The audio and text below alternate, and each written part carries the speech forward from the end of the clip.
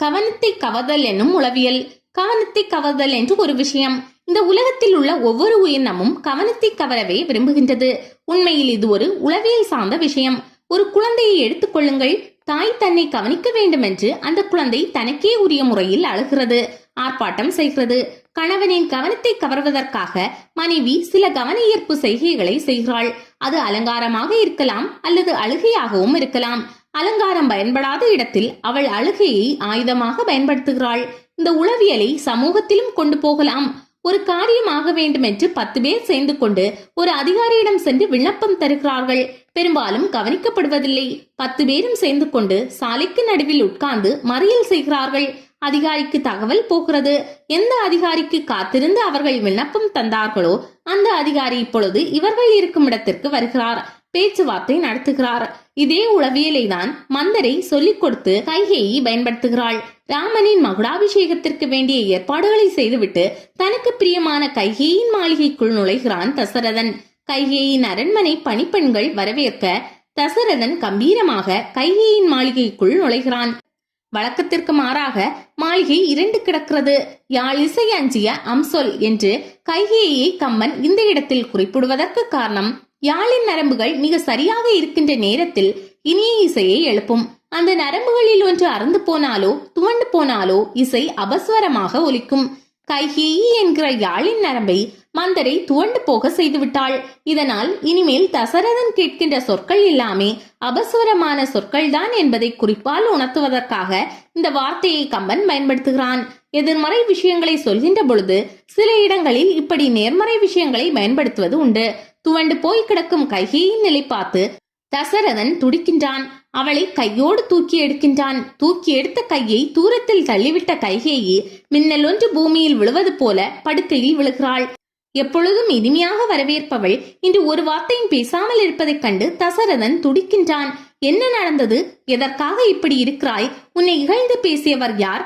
அவர்கள் யாராக இருந்தாலும் இப்பொழுதே அவர்கள் உயிரை முடிப்பேன் என்றெல்லாம் கோபத்தோடு பேசுகிறான்.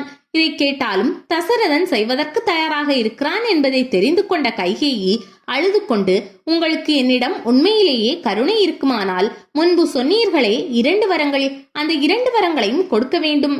பெரிய புராணத்தில் தலைமகனை அறுத்து தலைக்கரை சமைத்து தர வேண்டும் என்று சிவனடியார் கேட்பார். அப்படி கேட்டது கூட ஒரு பக்கம் இருக்கட்டும்.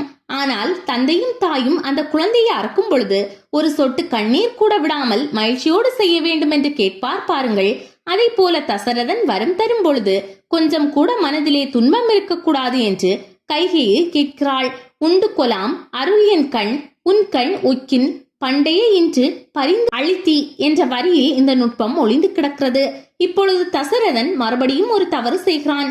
இது பெரும்பாலும் எல்லா கணவன்மார்களும் செய்கின்ற தவறுதான். முன்பு இப்படிதான் கைகேயை கேட்காமலேயே வரம் கொடுத்தான். இப்பொழுதும் யோசிக்காமல் உறுதிமொழி தருகிறான். அதுவும் ராமன் மீது ஆணையிட்டு நீ எது கேட்டாலும் தருவேன் என்று உறுதி தருகிறான். சூழ்நிலைகளை தெரிந்து கொள்ளாது, அவள் என்ன கேட்பாள் என்பதையும் புரிந்து கொள்ளாது, வரும் உணர்ச்சி வேகத்தில் அவன் உறுதி தந்ததால் ஏற்பட்ட விளைவுகள் என்னென்ன தெரியுமா? கம்பன் மிக அழகான பாடலிலே சொல்கிறான். கள் அவிழ் கோதை கருத்து உணராத மன்னன் வெள்ள நெடுஞ்சுடர் மின்னின் மிக்க நக்கான் உள்ளம் உவந்துள செய்வேன் ஒன்றும் லோபேன் வள்ளல் ராமன் உன் மைந்தன் ஆணை என்றான். வள்ளல் ராமன் மீது ஆணை என்று சொல்லவில்லை. என்னுடைய மைந்தனான ராமன் மீது ஆணை என்றும் சொல்லவில்லை. நீ எந்த பிள்ளையை ஆசையோடு வளர்த்து கொண்டிருந்தாயோ அந்த ராமன் உன் மைந்தன் மீது ஆணையிட்டு சொல்கிறேன். நீ என்ன விரும்புகிறாயோ அதை செய்வதற்கு தயாராக இருக்கிறேன் என்கிறான். இந்த ஒரு வார்த்தையை சொன்னதற்காகவே கைகேயி தன்னுடைய நிலையை மாற்றிக்கொண்டிருக்க வேண்டும். ஆனால் விதி விளையாடுகின்ற பொழுது அது ஒவ்வொருவர் நாக்கிலும் பூந்து தன்னுடைய விருப்பத்திற்கு ஏற்றவாறு காரியங்களை நடத்தி செல்லும் என்பதற்கு இந்த கட்டம் ஒரு உதாரணம். கைகேயி, என்னுடைய துன்பத்தை துடைப்பதற்காக நீ வரம் தருவதாக ஏற்றுக்கொண்டாய். அதற்கு தேவர்கள் கூட்டமே சாட்சி என்று சொல்ல தசரதன் மறுபடியும் சொல்கிறான். நீ தயங்க வேண்டாம், உனக்கு என்ன வேண்டுமோ கேள். நீ ஏதோ ஒரு துன்பத்தில் இருக்கிறாய். நீ துன்பத்தில் இருப்பதால் நானும் துன்பத்தில் இருக்கின்றேன். உன்னுடைய துன்பமும் குறைய வேண்டும், என்னுடைய துன்பமும் குறைய வேண்டும். இங்கு கைகேயி சொல்கின்ற ஒரு வார்த்தை தேவர்கள் சாட்சியாக நீ ஏற்றுக்கொண்டாய். காரணம் இங்கே தேவர்கள் எல்லாம் எங்கே கைகேயி மனம் மாறிவிடுவாளோ? அப்படி மனம் மாறிவிட்டால் காரியம் கெட்டுவிடுமே. ராவணவதம் நடைபெறாதே, ராமனுடைய அவதார நோக்கம் நிறைவேறாதே, தங்களுடைய துன்பங்கள் குறையாதே என்று நினைக்கிறார்களாம். அதனால்தான் இந்த இடத்தில் கம்பன் மிக நுட்பமாக சாஞ்சி இமையோர் குலம் என்று கச்சிதமாக பாடலில் சேர்த்திருக்கிறான். இப்பொழுது கைகேயிக்கு தன்னுடைய காரியம் நடந்துவிடும் என்பது தெரிகிறது. 2 வரங்கள் கேட்கிறாள்.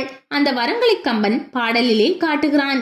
ஏய வரங்கள் 2 ஒன்றில் என் சேய் அரசு ஆழ்வது, சீதை கேள்வன் ஒன்றால் போய்வனம் ஆழ்வது என புகன்று நின்றாள். தீயவை யாவிலும் சிறந்த தீயாள். இந்த வரத்தை கேட்டு தசரதன் மயங்கி விழுகிறான். இப்பொழுது கைகேயின் மயக்கம் தீருகிறது, தசரதனின் மயக்கம் வளர்கிறது.